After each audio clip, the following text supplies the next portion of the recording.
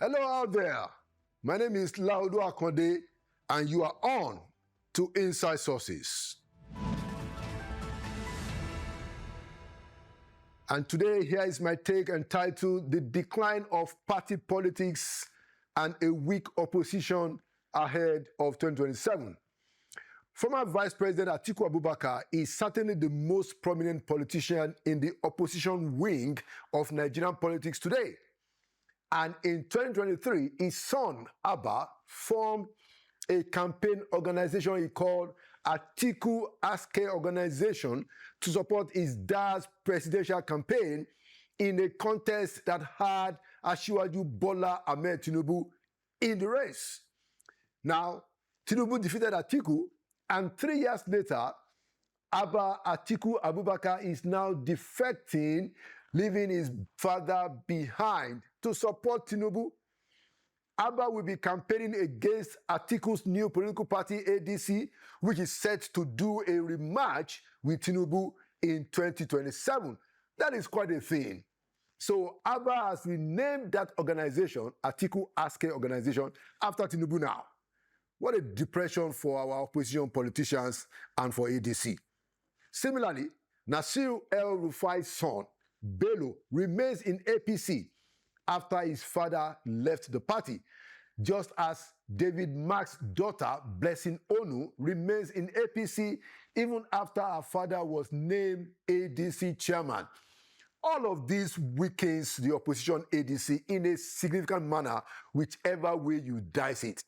El-Rufai, David Mark, and Atiku Abubakar are not able to persuade or influence their own biological children about the mission and purpose of ADC. Yet, they hope to persuade Nigerians. This presents an almost hopeless proposition, except that in politics, especially Nigerian politics, everything can change in a moment. And so you never say never. And it's really not over until it is over. But certainly, there is no rallying national purpose or ideology that is driving ADC, besides an obvious coming together to defeat Tinubu. And I'm not saying that that is itself entirely useless politically. However, one of the reasons why all of this rather uninspiring dispensation of party politics is upon us is because the nature of party politics in Nigeria had been heavily devalued, heavily destroyed, starting from when former President Olusegun Obasanjo Baba was in office as our civilian leader. It was Baba who taught us how to effectively subdue the party and its structures under the presidency. Before 1999, we have the SDP and the NRC in the Third Republic, and before that, we have political parties in the Second Republic that were strong. So in both republics, the political parties and their national leaders, they had some serious clout over and above presidential candidates and even the president. That kind of elevating party above individuals, no matter how the individual or the office holder was, is still in effect today in South Africa, where the ANC has prevailed against two presidents. They got Zuma and Mbeki to step down and to be compliant to party's discipline and superiority. That happened in South Africa. But here in Nigeria, it was Baba Obasanjo who changed the dynamics when he was president. The late Chief Audu Obe told Obasanjo bluntly, and I'm quoting him now, "I'm not your cook, but your party chairman, so talk to me with respect," unquote. Now, which party chairman do you imagine can assert such self-assurance in today's Nigeria's politics? Which of them? Now, before then, Obasanjo had dusted Solomon Lar, who was the founding chairman of PDP in 1999. Whether Obasanjo knew it or not, what he was doing was wrecking party politics in Nigeria. And he went on single-handedly to determine party candidates for gubernatorial and presidential elections. One of the more dramatic instances was the frustration of Rotimi Amechi's emergence as Rivers State PDP candidate for governor in 2007. But Amechi, being himself a courageous fighter, prevailed against the odds of the party imposed by Obasanjo. In 2013, when APC, which would later send PDP packing, came on the picture, it was obvious that the party was and became a vehicle for the emergence of Muhammadu Buhari and then Bola Ahmed Tinubu as president. So the party by then had become really, both PDP and APC, a personal vehicle to power. Now, APC packed some force actually because Buhari had a cult following in critical northern states, and Tinubu was essentially the most valuable player of Southwest politics. ADC has not shown that kind of clout as yet. So last week's defection of VP's Atiku's son, Abba, to APC is the latest showcasing of the over-personalization of politics in Nigeria and its reduction, that is party politics, its reduction to mere electoral vehicles, destroying what ought to be a common cause for good, like the parties of the First and Second Republics in this our very same Nigeria. So this is one of the reasons we have to keep saying it on rooftops that the presidential system has been close to a disaster for Nigeria. Our leaders have simply taken advantage of the presidential system for their own personal magnification and an aggrandizement of our resources with very little, if any, social goods delivered. So let's go back to parliamentary democracy, even if we have to modify it to suit our circumstances. Let's do what it takes to reform party politics in Nigeria. As for 2027, the politics and all of that, all I can say is that the Heidies of March are closing in on us. And there you have it. Inside Sources will be right back.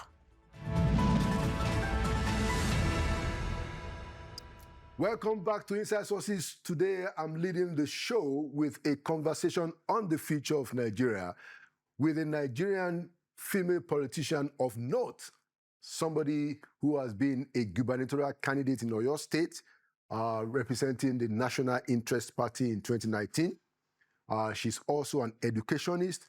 She has served in various capacities, both at federal and state level, and she's currently an ADC chieftain in the state, possibly going to be running again for governor. I'd like to welcome to Inside Sources for the first time, Honorable Bolanle Aminat Sarumi Aliyu.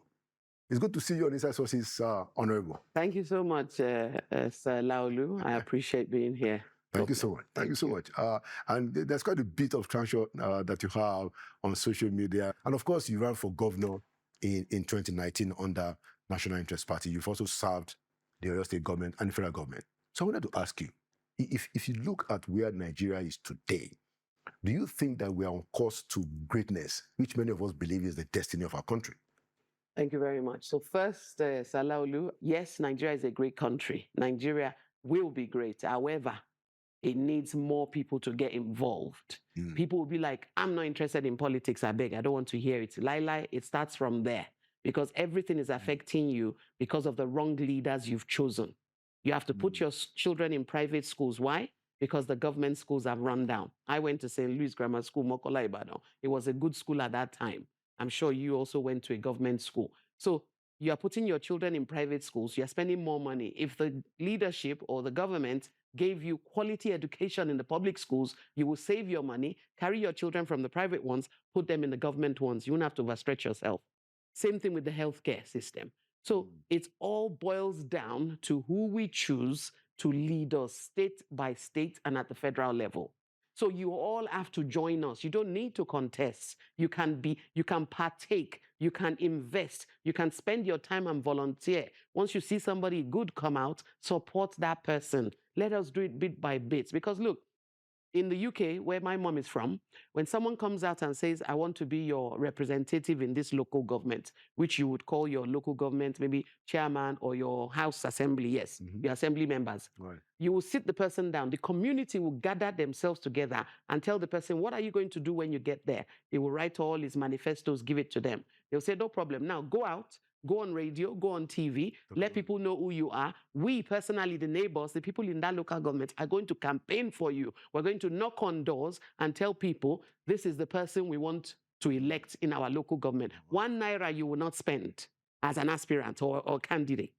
Once you get there, you can never go against what you wrote for them. They will call you again 3 months later, 6 months later. Oga, you told us you would do XYZ. You said you will fix this. You will pass this law. You have not done it. Can you go and resign honorably? Wow. If you resign honorably, they'll say, yep, he's a good guy. You know, he listened to us and he's resigned. He can queue up for another term. However, we got somebody else to try out. If you refuse to resign, they will get the signatures together and they will remove you. Wow. However, you have no chance to come back again. When are we going to get to that point in Nigeria? When are Nigerians going to realize that they're the ones with the power in their hands to make these people honorable members, senators, governors? When will Nigerians realize that the power is in their hands? I want to see that day, and it must happen before this 2027. I mean, I must tell you that, you know, you just fired something, because this is exactly what we are trying to do, to give information to our people that they hold the power. Yep. Now, the reason why that doesn't happen is simply because we have, for the most part, politicians who have managed to hijack the system, and they have hold of it, and they don't want the people to know that they are powerful at all. Yes. You know, so that is really part of what we need to do to change that dynamics. And I'm going to ask you a specific question, because I've been looking at this myself very closely. I imagine, and I'll ask you to comment, that part of the problem that we have is that we encourage our people to vote. Not that we have enough people even voting. No, it's not. It's terrible. But we encourage them to go to vote. You know, we've even registered 94 million at the last time. And only less than 30 voted. Maybe 30 million. Maybe 15 actually. Yeah. But no, about 29 million. The total votes was 29 million. Okay, all right. Because of the smaller candidates. All right. Oh, exactly. Okay. Yeah. So we have 29 million, and then out of 94, yes. It's still lower than what's South Africa doing. But it seems that the real core of the problem is actually the fact that we allow the politicians to run the game at the ward. People are not involved in it. They gather a number of, you know, I don't want to describe them as riffraffs, because there are still decent people there. So we call them uneducated. Yeah. Yeah. Unenlightened yes. people. People who don't really have some value. There are people who have value, and we don't condemn them, but for the most part. And so they become a godfather there. They know what they want. And when it's time, and they produce the money. they produce certain candidates that are beholden to that cause. And then we ask our people, come out and vote. Who are they voting for? Thank you. They are voting for people who have emerged from a process that is clearly already, So what do you think about that?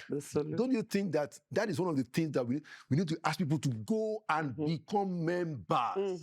100%. In the walls. 100%. So because I am involved, I contested in 2019. I ran the campaign for 1 solid year. So that's 2018, leading up to the election. So I saw it live and direct, and I knew where the problems were.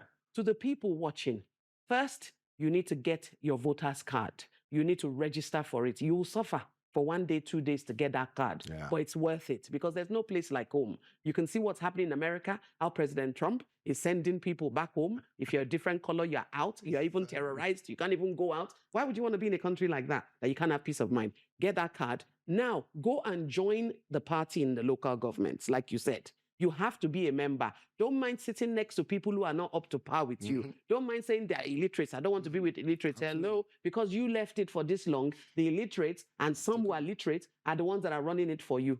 Like we said, only 30 million, under 30 million people voted last election. It's terrible, considering the amount of people that we have that have voters' cards in their homes. It's because we have about 200 million people. It's because our people refuse to go out. They just collected the card for fun and sat inside. Yeah. Also, they were told that there's going to be violence. They do it on purpose. To scare people. Scare you in the area. Nobody can come to your area and rig you out if you did not allow them to do so.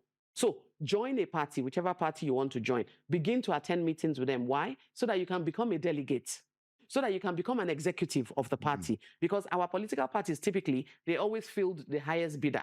Most political parties in Nigeria, I witnessed it. I was rigged out of one party before I ended up in the NIP that was owned by a woman. That's the only way I could become a candidate. When you say owned by a woman, that was the woman. The woman founded it. She founded it. And it was a party that you don't have to spend a lot of money to become a cousin. You don't have to bribe or do anything. It was a simple party for Nigerians. But they deregistered us because if you don't win any election, INEC will deregister you. So I had no choice than to go into the ruling party. Well, not ruling, but became ruling. I then joined PDP. Yes. When did you join PDP? I joined them after the elections when I lost. All right. Yeah, I didn't step down. I fired to the end. So as I was saying, the parties have been fielding aspirants that don't make sense most times. So it's whoever they give the people are forced to vote for. So many people will be like, I'm not voting for that person. I'm not coming out. So for you to be a delegate, be an executive, so that on the day of the primaries, you will choose the shots. You will even ask for a debate. You know, there's some representatives that can't speak English. And they are working for us, and they are in the Senate, and they're in the House, and they can't even talk and communicate with people because the parties collected highest bidder. I mean, it's so taking it further, I remember when I was in UI that we used to even have manifesto nights. Thank you. You know, those things don't happen. But not the parties. Yeah, those stations that did it. It doesn't happen in the local government, and even at the level of governors and presidents, they decide to choose whether they want to be part of a. Some don't even come. Yeah, you know. So I wanted to ask you, in your experience in 2019, when you campaigned in Oyo State to be governor, and you were the candidate of NIP. What do you think was responsible for the people not to come out to vote for you and instead voted for other people that you considered, you know, not representative of their interest? What? So basically it was all money. It's called money politics. Money politics is alive in Nigeria, and the politicians continue to weaponize poverty so that when it's time for elections, they can buy your votes. It's going for 5K, 10K, some votes 20K. So until we put an end to money politics, you will know your representative from the first day you actually elected that person. Give that person a few months in office. If that person has not come back to your constituency to carry out projects that they are collecting money for, chase that person out of that local government. We need to put power in our hands. So when they realize they cannot rest, when they realize they cannot enter that local government again, they will change their behavior. So it is about people just suffer for that moment. Don't fall for the candidate that turns up with money in Ghana must goes. Listen to their manifestos, learn their plan, look at their profile and see what they've ever done before you follow the money. Following the money has put us where we are today because they buy votes. So votes are being bought. To be a governor in Nigeria today, you must spend minimum of 5 to 7 billion. If you go to the oil states, I'm sure you're spending 20 billion. What is that money for, if not to buy the votes? And it's pathetic. You see sitting governors with 300,000 votes. They've become governor of a state that has 10 million people. Only 300,000 people voted for you. That means you're not popular. That means you're not their choice. They just sat down and decided not to vote for you. Well, it's really a problem that I've been really worried about, you know. And of course, we know that money is part of the process, you know, and it's because of poverty. And I'm just wondering, what is the first thing, besides us just telling them that, you know, this is not what you should do? It's to cover them up. There's no way you can go into the populace now, enter the interiors where they are struggling and suffering and tell them, don't collect money. They'll say, no. So what we are going to do is, remember, we only have 30 million people that vote. Out of that 30 million, I can give you a rough idea. 22 million are the ones that collected money on election day. 8 million are the clean voters. I'll call them clean voters. 8 million are the bankers, the tailors, the lawyers, the pressmen, that is the 8 million. Now, 2027 is coming. Try and get another 8 million or 10 million clean voters in again. So that means you, the teachers, the tailors, the barbers, the clean voters that will not ask for money, which typically some of them they call obedience. Not obedient because they are obese fan, but obedient to the law, obedient to be civic, obedient to partake, right? Obedient to understand obedient democracy. To know that we need to enter this together. So let's get 10 million more. If we get 10 million more plus that 8 million, it becomes 18 million. It might be able to give us credible leaders in some states and also produce a president that makes sense in 2027. So you have to quickly go and get it. They will try and block you. They will say there's no network. You go back again. You go back again. The bosses, people that have companies like me now, my hashtag this year is no PVC, no support. I am not sending money to anybody if I don't see your voter's card, or at least your temporary one. I'll give you a month or two. By March, I'm getting harder. I will not send you money. I will not empower you if you don't have a card. I don't care if you don't use it to vote for me in the end, but it means you have become an obedient and you have become a true Nigerian that's ready to make a change. Okay, excellent. Excellent. More of them. So I wanted you to also talk about the plan to have special seats for women. I'm sure you're aware of it, in the State Assembly reserve seats. and in the National Assembly. What's your view on that? Right. To the women who have been championing the reserve seats, I applaud you and well done. However, I don't see any hope in it. You cannot ask a government that's struggling, not enough money is even getting to the people, to create separate seats for you so that a woman will now contest. They haven't even worked out the modalities, right? So if you're creating a separate seat, who am I contesting against? Another fellow woman. Then which local government am I going to represent? They said, no, you're going to represent the whole women in the state. Yeah. I don't get that. So I'm going to be a female senator, for example, representing all females in the state. Yes. So the solution, which I've told a few of them, however, I need to go higher and tell the ones higher, is to sit down the political parties. APC. Now, 3 senatorial slots in APC, 1 should go to a woman. Reps, 14, give women at least 4 out of it. This is how we are going to get somewhere. Because whether we like it or not, we still have to balance things out. You can't have a free and fair election if you've never boosted the women a bit, right?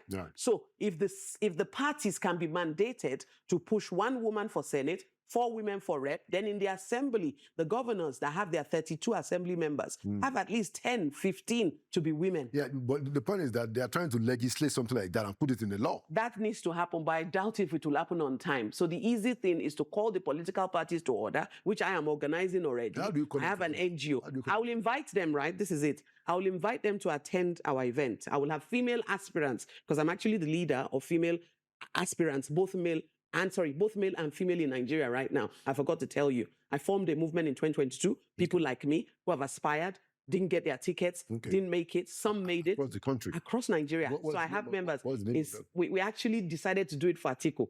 Okay. So it's called Articulated Global Movement. Okay, that was when we were all in PDP. 2023. Yes. Okay. So we formed it and we fired state by state to support Atiku to become our president. So we're still together till today. I have 36 platforms on my WhatsApp. We're always chatting. They're like, Bassa, what's up? What are we doing? I said, don't worry. So these women, I'll call them all, both APC women, PDP women, every party, female, as long as you want to contest, right? They will come into a big hall. We'll invite the leaders of these parties to turn up. Right. We'll now ask them, please, can you let us know categorically how many women you are going to field in your elections? Right. If the chairman of the party mandates it, the parties must do it state by state. But guess what? Nigeria is the sitting governors that choose who they want. The governors buy the forms for their senates, for their reps, for their assembly. So if the governor doesn't want you as a female, you are not going to get it. Some of the governors even make a public show of it. Yes, they do. I paid for everybody. Yes, they even point. They say, I'll choose you for my local government. I'll choose you for this local government. It happened to me. Very exciting conversation. I wanted you to also talk before we finish about ADC as an opposition platform next year. So I know that you are supporting Atiku. You already said that, but aren't you worried that about rotational presidency? Don't you believe in rotational presidency?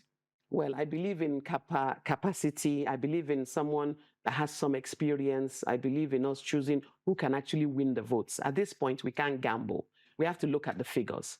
Peter Obi and Atiku ticket is a fantastic one. It happened in 2019, I believe, and I feel they won, but there we go.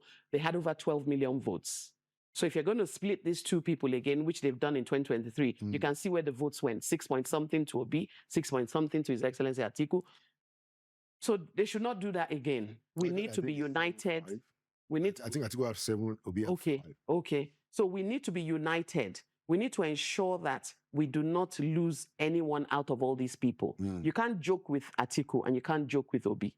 They both have their strengths. I pray they both sit down. How will they resolve the difference? I hope they come Because up with that. the obedience who are very, louder are saying that Obi should never take VP. They shouldn't talk like that because they don't know politics. Atiku's name is all over Nigeria. Obi's name sprang up with the new movement, new wave. I mean, Obi had no governor, and in 2023 he had 5 million votes. No governor. Because of the labor mission. People got angry and said, right, we don't want party A, BC, we don't want party B, PDP. So they went for the one they felt was cleaner, which now is gone. So they only went for that. They didn't even know who they were voting for. We have an Okada rider that won rep in one state. Yes. We have a sitting senator that told me that, Basa, I don't even know who voted for me. I was already in APC. They didn't give me my ticket. I went into Labour. A member of the House of Reps that said that he didn't have one poster. No poster, no billboard. So people were angry. So we need to do the same thing now. But they're not enough yet. I keep telling them. I told them in 2023, I said, don't waste the votes for Obi. You are not enough yet. Slap it together and let's join force together so that we can put someone that we know will do better. But they didn't listen to me and see where we are. We're almost 4 years in.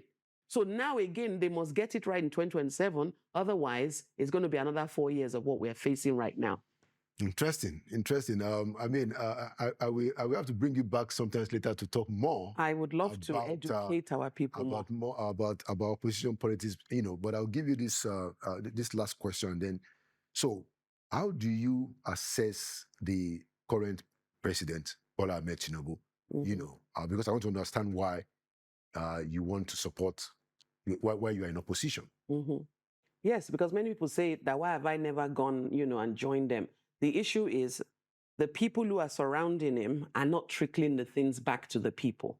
And the funds that he's been sending, all the governors now, they're collecting ×2, ×4, what they've ever collected as an allocation before. These funds are not getting to the people as well. Some governors are sitting on the federal government money sent to them. I'll give you an example of a northern state. There was a time in the northern state, they were calling one of my friends who was a former aspirant senatorial. The governor told his PA to call all the aspirants to compensate them by telling them to bring 20 names of their members in their local government so they can empower them. Okay. At that point, President Tinubu had sent money for empowerment to governors, right? To empower people, not the governor's empowerment, the people in their state. So this, my aspirant friend was happy. So he collated 20 names, sent it to the PA. Next thing the PA said, oh, you guys have to pay 2K per form. So they will have a registration form. He sent 40K for the forms, hoping that each person will get thank you. They were supposed to give each person 200K each. So President Tinubu... You're telling us what happened. In the northern states, President Tinubu sent money to all these governors that they should empower their people. I believe minimum was 200K per person. I don't know the quantity of how many people they should empower, right? So in the end, they collected the 40K from the guy.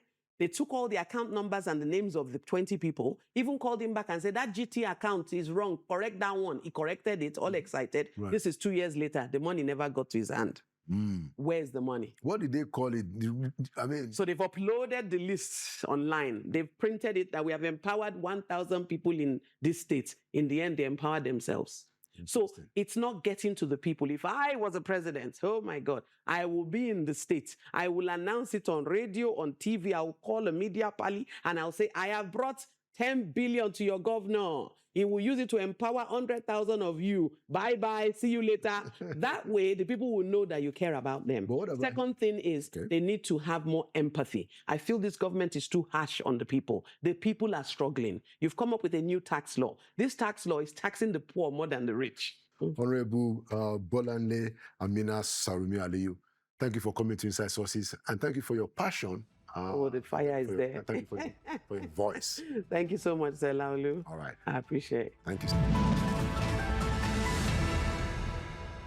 Welcome back to Inside Sources. In this segment, I'm going to have a conversation with a young and upcoming Nigerian leader who is a lawyer, an arbitrator, a leadership expert, and the founder of Project One, where we talk about the future of the country. I'd like to welcome for the first time to Inside Sources, Abisayo Busari.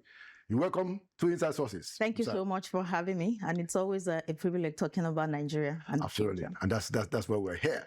So as a young person, you're a professional, you're a lawyer, you're a leadership practitioner and all of that. How do you see the future of the country? Are you satisfied with the direction that the country is going? Do you think that this direction can deliver that great Nigeria that we all believe is our destiny? Yeah, thank you so much for that question. The truth is, when you look at events over the number of past years, it will look like the future is actually a bit bleak. But it should, in the last tenure, with the current tenure that we have and the projection of current leadership, it appears that we are actually beginning to get it right. The failure of any country is not about the personality, it's about the system. And in recent time, we've had steps being taken, procedural changes, and a whole lot of introduction that is suggesting that the country is actually beginning to see that there is a need for a lot of changes to bring about that stability that can actually ensure that we have a future. And so to that extent, we would say, yes, we seems to be on the right path. Continuity will be a question.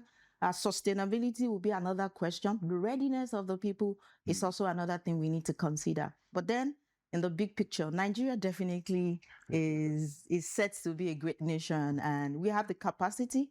We just need to build on systems. It seems that you are prioritizing the building of systems as that will be your main. Absolutely. Okay, so how do you do that? How do you do that? Because it will take people to build systems. Absolutely. So when we talk about system, we're talking about what makes a country work. Because over the years, what we've seen in Nigeria is we've had more of personality. One good person come into a particular position, either at the state level or at the federal level, at a department level, and then you see changes. But when you don't have a system that sustains, individuals that are strong and committed to advancing the country would leave power. And when they do leave, if another person comes in and the structure is not there to promote the sustaining the system in the nation, you would have fallout. Then you have us going around in circles. Considering Nigeria, that's one of the things we've had. We've gone around more in circles. And in circles, we have political issues, we have religious issues. We keep fighting all those things and leaving the country as a whole at the background. So how are we going to break free of that, cycle? What has to happen beyond? Or put differently, do you think that something has to change in our political system? I definitely, and this is not just coming from an opinion. These are samples and examples and results of researches that we've carried out, and we also observe other countries develop over the years. We realize that no country actually comes born. Every country had to go through the different processes to arrive at where they are. Nigeria is not going to be an exception. So if there are going to be changes, if there are going to be development, if we're going to have things that will last that will be transgenerational in Nigeria, really, we have to start. I believe we need to, it's almost like you have to restart the country. We have to go back to the basics. I'm also an advocate for children education, leadership clubs and all that in schools. And why do I do this? I believe that value system is one of the things that have caused a lot of erosion of progress that Nigeria would have made in time past. We all talk about it, we have leadership problem, but then leaders don't come from the sky, they come from the people. True. And if you say values are missing, who is actually concerned about ensuring that these leadership values that can move us from where we are to where we want to be are actually being taught or being imbibed from family level into the whoever will become the leaders of tomorrow. So I believe that when we look at our curriculum, either in schools, in churches, in mosque, even the religious body, it has to be collective effort to be sure that we can actually change certain things, focus on the things that are important, and leave what I'll call individualism or personality out of how we actually need to grow Nigeria. Okay. We need to see Nigeria as ours. Okay, interesting. I want to ask you, so are Nigerian youth, are they satisfied with the current administration of President Bola Ahmed Tinubu? Are they satisfied? Is this what we want? Yeah, the best way to measure the pulse of the Nigerian youth sometimes, because the most vocal Nigerian youths are those on the social media platforms. And if you weigh that, you have a lot of criticism coming from different quarters. And these are not coming majorly because of the individual. It's the economic realities, the pains of the people. And this is born out of a lot of changes happening at once. I always say the problems of Nigeria did not start with the current administration. Most of these things have been revolving. And that's why the issue of system is important. One person might have the good intention, because vision alone do not build a country. It goes beyond vision. You need capability, you need competence. And like I mentioned earlier, you need system that goes beyond the individual. When the judicial arm of the nation is in place, when the educational aspect is in place, when those who are building the economy are also focused on the people, at the end of the day, political pipeline, leadership pipeline must be accessible to people. There must be creditworthiness for people to also know, okay, I need to build my creditworthiness in Nigeria. I need to have my values. I need to have my integrity in place, because value is actually valued in Nigeria. Right. And that way, I believe we will get to Okay. So my worry now is that, and oftentimes we talk about these ideas a lot, but don't you think, Abisayo, that we need to attack this issue in a political way? In my view, and I make a comment and then you can respond, I don't think Nigeria is going to change if those of us who want it to change, if we're not going to take on the political system, because it's the politics that bats everything. It's the politics that people use to get to power.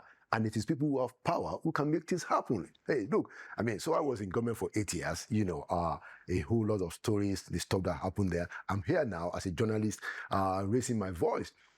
But the people who make things happen are the politicians.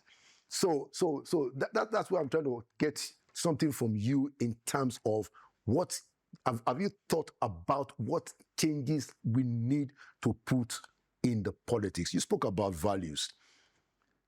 Our politics represent some of the worst values among our people.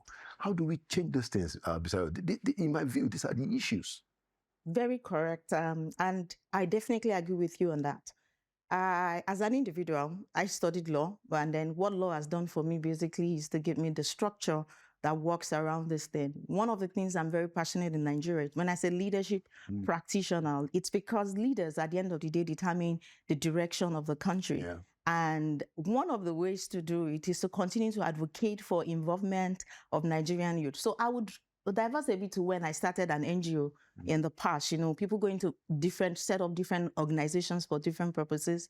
But when I set up an organization and I said my core value is political education for the Nigerians, starting from the cradle, we believe that these things are things that people over the years do not understand. So, for example, you will say, I don't care about election. That's you have apathy from the people because even if I vote, it will not count. But then it's misunderstanding of the fact that it counts. Either you vote or do not count. Both of them have effect at the end of the day. I tell you, you can go to school, you can focus on your other activities. At the end of the day, those who take the decision at the end of affairs, it will trickle down and affect you. So readiness of the people, mindset of the people, working with national orientation agencies. Right now we have in Abuja and then moving into other states of Nigeria, leadership clubs, where right from the secondary school level, we're training Nigerian youth because they're not what is going to hand power over to you. They now know that by the time you are 18 years old, you have to have your voter's card because it matters, civic responsibility. So we're huge on this. The media too has a role to play to educate Nigerians, for them to understand what it means to be a citizen. Active participation of citizens is very important. If you look at Nigeria, voting age, we have people who registered in the last election were over 90 million. If you look at the total number of people who voted at the end of the day, it's not up to half of those who register. So it shows that, where we've moved, because the previous election, we didn't have that number. So the awareness is there. I just believe that civic society, organizations, every meaningful Nigeria that actually want progress, mothers, fathers, schools, and every avenue that we have, we need to let Nigerians know that politics is very important. It's the fabric upon which the society eventually will develop. True, very, very true. And I cannot agree with you more. But last question, so what do you see to these new tax reform bills, and how do you think it will affect the informal sector?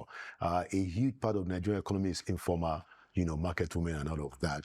And I do know that you have quite a bit of passion in that area. But how do you think, these new tax reforms, do you think it's a benefit to them or not? And then generally, what do you think about the informal sector? Amazing question. The tax reform was something that got the heart of a lot of Nigerians towards the end of last year. From a legal perspective and from what I've experienced, because I'm actually building an ecosystem for the informal sector at the moment, I'm very particular about that sector as well.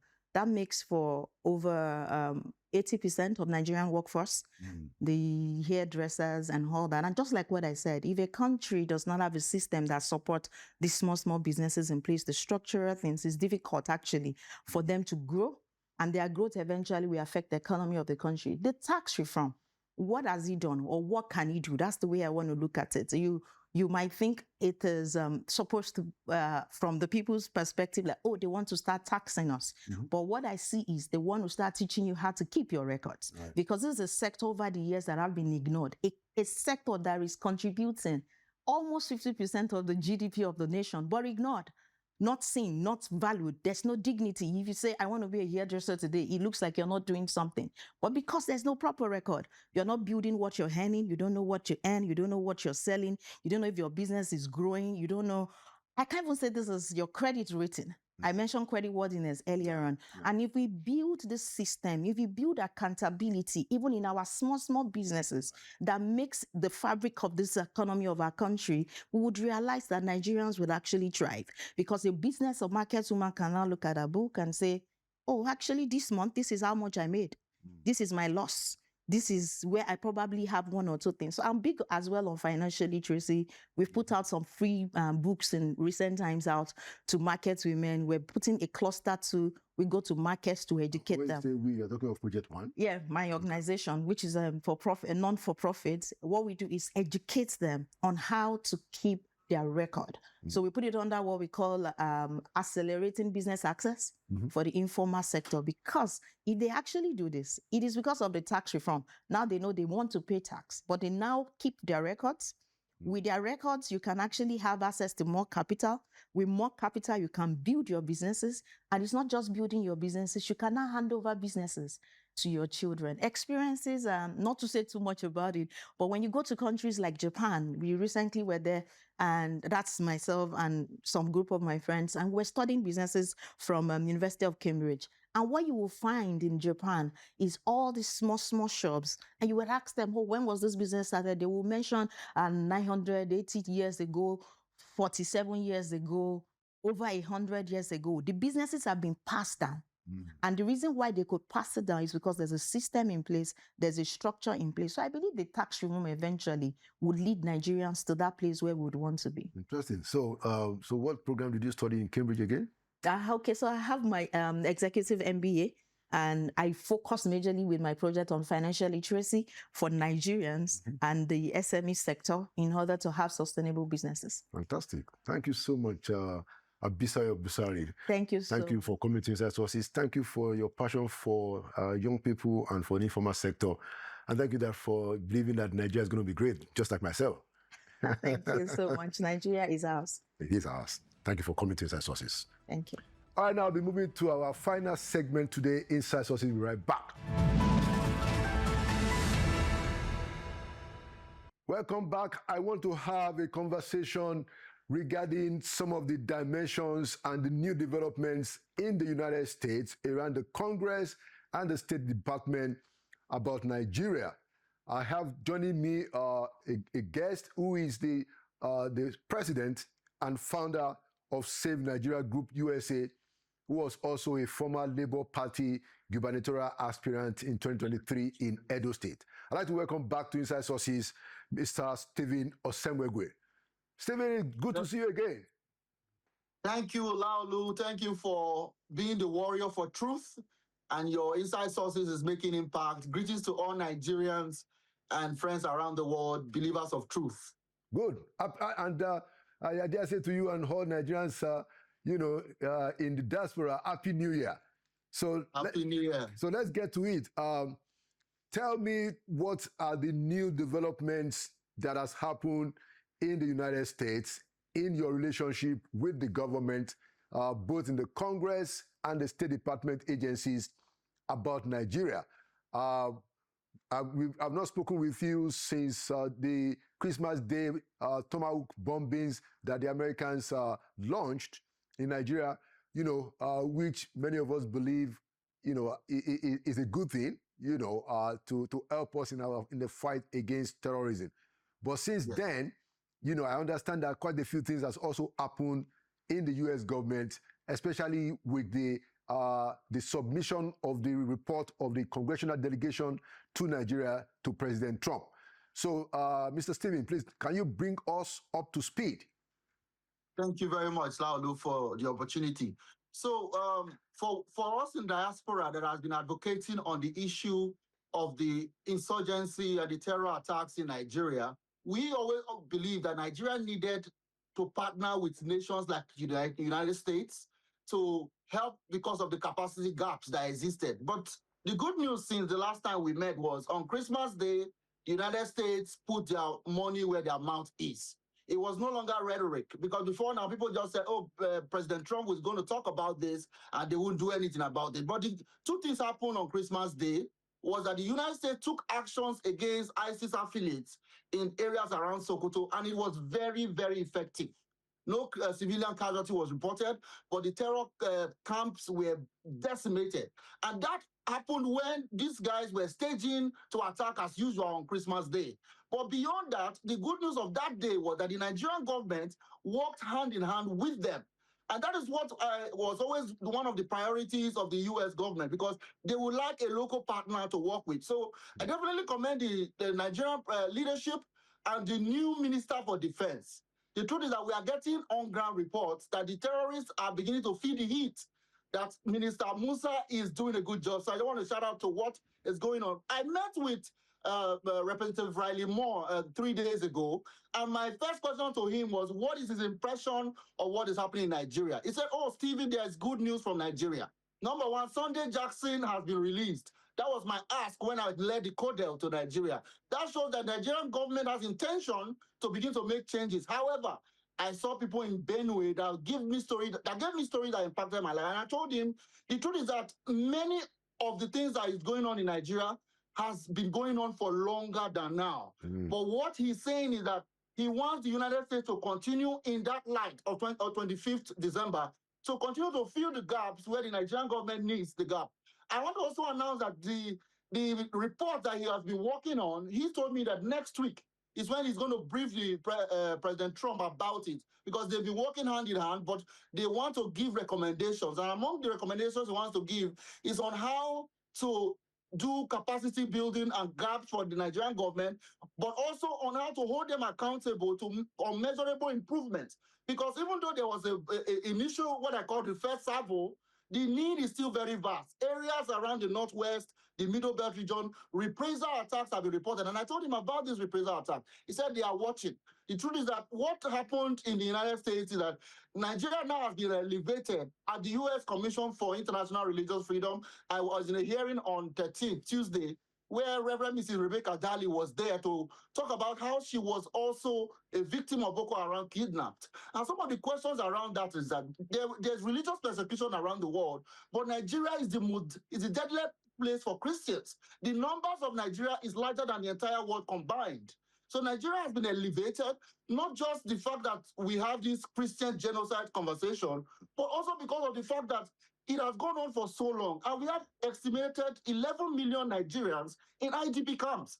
You know, some Nigerians do not know that in my home state of Edo, we have almost 5,000 IDPs from Borno State living there for over a decade.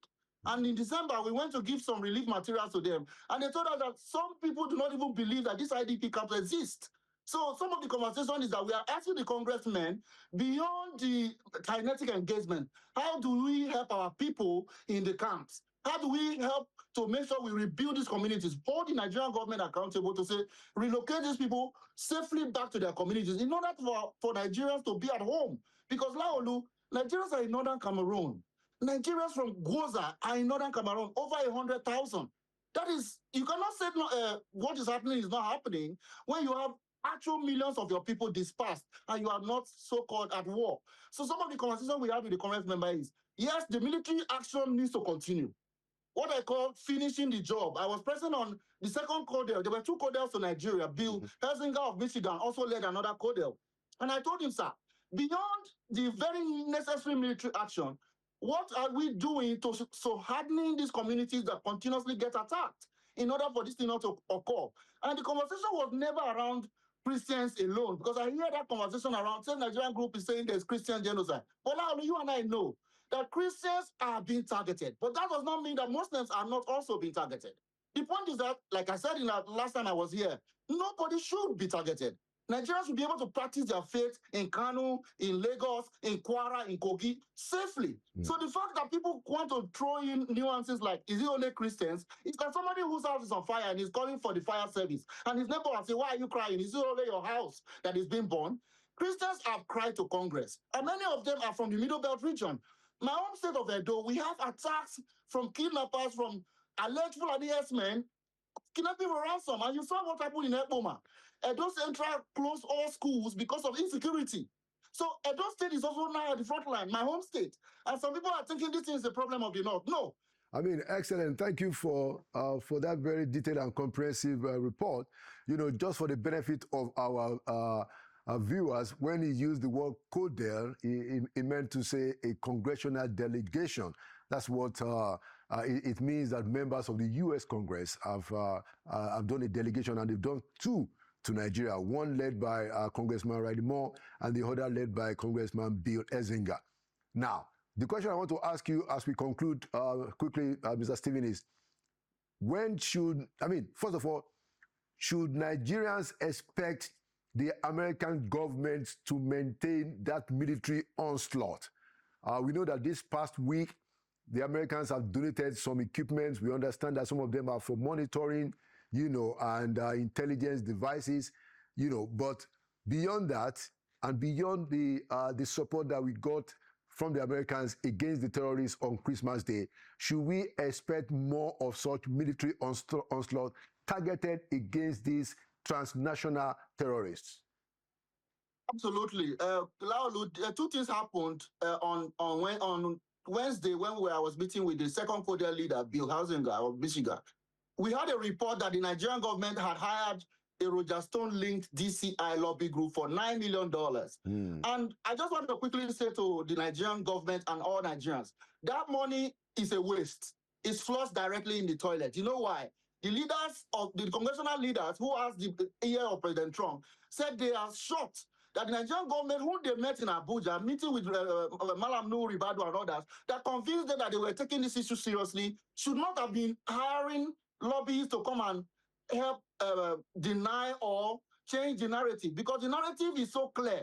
He says, how can you deny what we have seen ourselves? So they are saying that they know these lobbyists and all of them, and they have, it's dead on arrival, basically. So they just threw away $9 million. So when you talk about, is there going to be continuous military engagement, kinetic? I can break the news also to you that more are actually coming. The reason why they are taking their time is because some of these, of course, the America is doing 24-hour surveillance, working with the Nigerian military. So now what is happening is that the General Musa, the new Minister of Defense, is actually doing very, very valid targeting and bombing. People don't know that the Nigerian military has sold a new leaf. There's a new sheriff in town. And the U.S. government is now seeing some of the things they would want to do.